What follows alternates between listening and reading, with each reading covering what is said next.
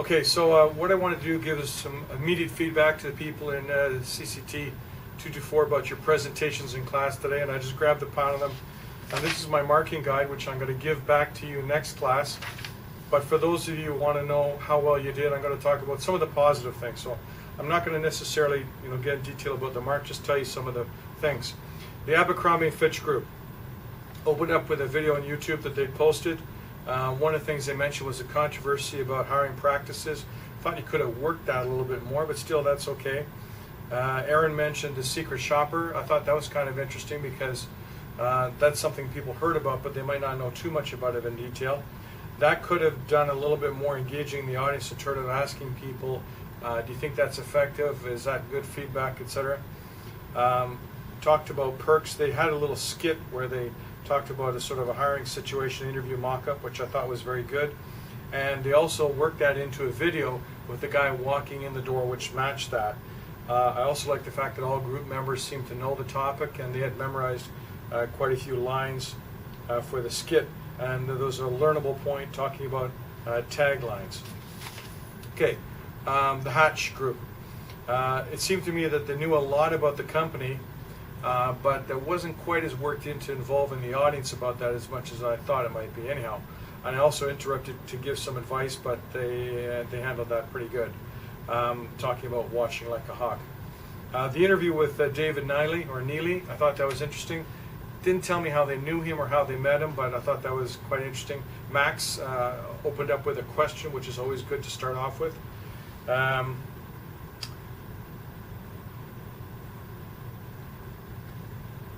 Unsure of their competitors. Sometimes in the presentation they seemed a little bit unsure of some of the material as to who was going what, and people turn around looking back on the screen. I liked it when they talked about career management discussion forum, and talking about engaging the audience in sort of a meaningful way. The other thing I wanted to mention to this group was don't tell facts, ask facts. So when you say numbers about things, compare to other people. Sabrina talked about classification systems. Do they believe in formal ones? They said no. I thought that was a good thing, and the group gave your opinion about that. Okay, the RBC group. Maxim did a very good job of asking some questions, which got them a higher mark than they would have. Nicolette said in the beginning they will ask questions at the end. That's good to get people to pay attention to any kind of little chocolates or things that you handed out. Some benefits overview. Brad mentioned talking to an RBC teller. I would have worked out a little bit more because that's part of a did you learn something useful and interesting. You could also recap at the end saying, yeah, we spoke to teller at this branch and doing such and such, and that was very useful. It's PowerPoint, not power sentences. And I interrupted to talk about explaining numbers are meaningless unless you compare them to some sort of context. And you handle that interruption not too bad. Okay, the McDonald's group. One of the things that screwed up the McDonald's group was they brought some beverages which were cool by the time they were ready to go, because not everybody in the group was ready to go right at the beginning. So here's the point. If you are going to do something like this, there's no law that says you can't tell the prof in advance a day or two, hey, is it okay if our group goes first? Usually they do it by alphabetical order, so whoever's A, that group, and then B, and so on. So you missed out on an opportunity there just because you didn't kind of plan in advance. And the reason why you got bumped from the beginning was because one of your group members wasn't ready to go right away. So don't get caught about that. Talked about an HR rep at McDonald's. There were some spelling mistakes in this presentation. Contribution spelled wrong, theirs spelled wrong. Karen in this group spoke very well from memory, spoke to the PowerPoints and added on some points. Fatima spoke very well as also. The other thing I thought they could have done was opened up with some questions. Everybody knows McDonald's. They could have asked who in the class has worked at McDonald's or has worked at a comparable franchise, and then worked it back and forth with that sort of person. This was very good because it allowed me instantly to see that everybody in the group contributed equally to the project. What I'm holding up is a little sheet of paper they gave out to me. I didn't tell you had to do that, but that was one of the things in that presentation tips videos I mentioned, and only 2 groups of the 8 that went that day did this. Thank you. CIBC group number 2. Zohaib worked at CIBC, which is very good to have that on the inside. talking about what makes a good candidate. Also, the first group and the only group that day that specifically worked one of the course topics into their presentation, mentioning the balanced scorecard. And also, do you have any questions you'll ask of us, etc. Did a role-playing skit of a candidate, and they asked, did you learn anything useful or interesting in the presentation? Handing out the Timbits was okay, but I thought you should have made people earn them because they answered a question properly related to that. The keg one.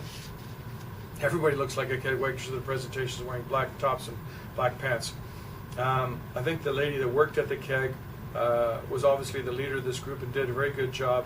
Almost knew too much for the presentation and handled suggestion about engaging the audience quite well. Had a lot of poise, talking about stakeology, the skit with the new employees, and asking students interesting questions at the end.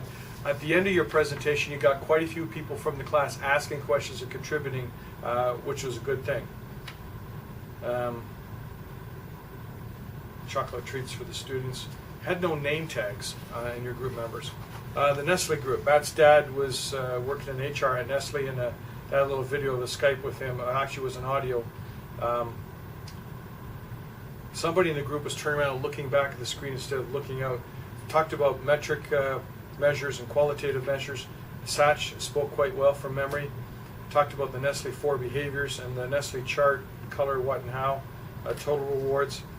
When I put them on a spot to ask a question of the audience or to ask a question, they couldn't really do that at the end. I reminded them of Maslow's hierarchy of needs, and one of the group members mentioned self-actualization, which was good.